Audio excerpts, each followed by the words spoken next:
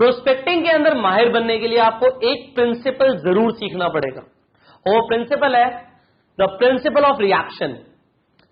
हम human beings बहुत समझदार हैं, जितने भी एनिमल्स हैं, जितने भी एनिमल किंगडम के अंदर जीव जंतु हैं, उनमें जो सबसे ज्यादा दिमाग है वो किसमें है? ह्यूमन बींग्स में। और ह्यूमन बींग्स के पास एक ऐसी चीज है जो किसी भी एनिमल के पास नहीं है, वो है उसकी फ्री विल। ह्यूमन बींग्स अपने डिसीजंस ले सकते हैं, वो कुछ भी सोच सकते हैं, वो जो चाहे वो कर सकते हैं, उनके पास एक फ्री विल होती है। वो डिसीजन लेने की फ्री विल होती तो है, पर फिर भी जो इंसान है वो है तो एक जानवर ही, और वो जानवरों की तरह रिएक्ट करते हैं। ये मैं आपके लिए नहीं बोल रहा, ये मैं आपके प्रोस्पेक्ट के लिए बोल रहा हूं। जिन लोगों को आप अप्रोच करने वाले हो उन लोगों के लिए आपको बोल रहा हूं कि लोग सिर्फ और सिर्फ रिएक्ट करेंगे।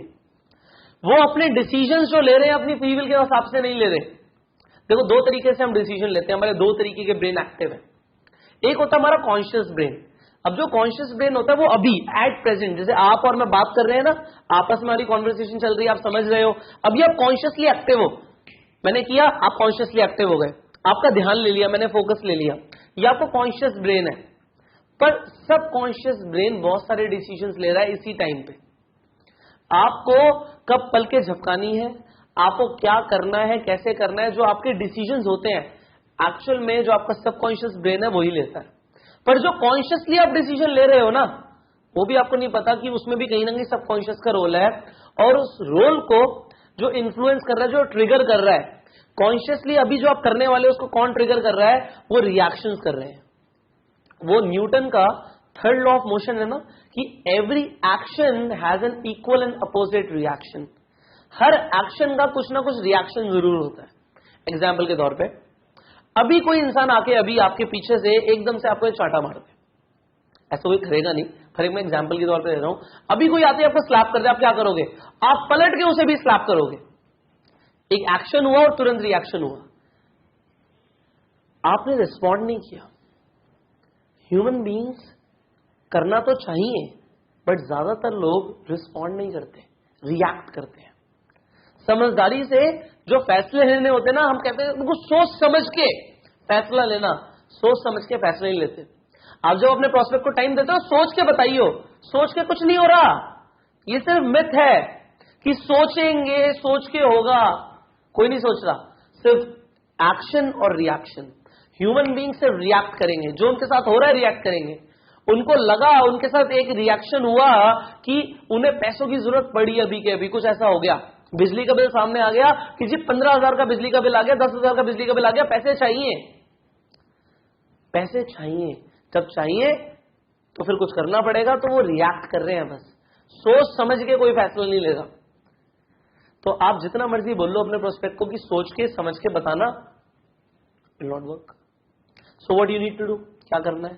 आपको समझना है कि जो ह्यूमन बीइंग्स हैं वो हमेशा रिएक्ट कर रहे हैं। People do not take much decisions.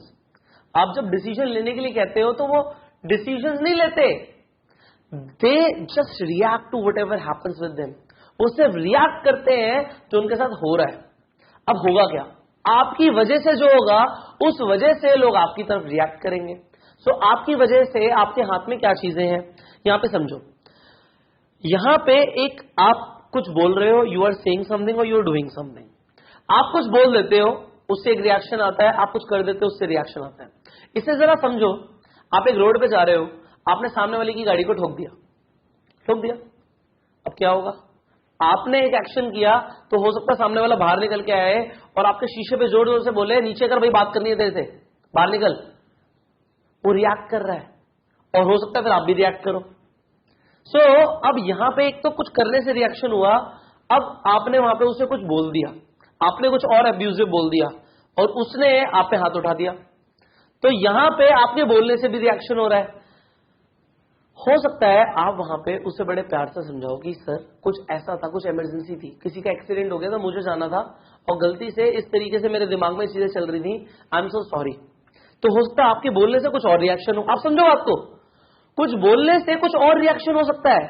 अगर वहां पे आपने अब्यूज किया तो चीजें गलत हो सकती हैं, बिगड़ सकती हैं, वहीं पे आपने सॉरी बोला और इस तरीके से आपने अपनी गलती एक्सेप्ट करी तो कुछ और हो सकता है। Similarly come back to the network marketing. Network marketing में जो आप बोल रहे हो, अगर आपको उस चीज पे कंट्रोल नहीं है, आपने सामने वाले को रिएक्शन पे ले गए। अब आपने, जो मैंने आपको लास्ट वीडियो में बताया कि एमएलएम के वर्ड्स यूज नहीं करने, हर शब्द सामने वाले के दिमाग में एक डिफरेंट डोर ओपन करते हैं। Your words are the keys to the different doors in the mind of a person. Example के तौर पे, वहीं पे एक्सीडेंट हो गया, आपने गाड़ी ठोक दी, अब वो इंसान बोलने भी आया, वो चीखने चलाने लग गया।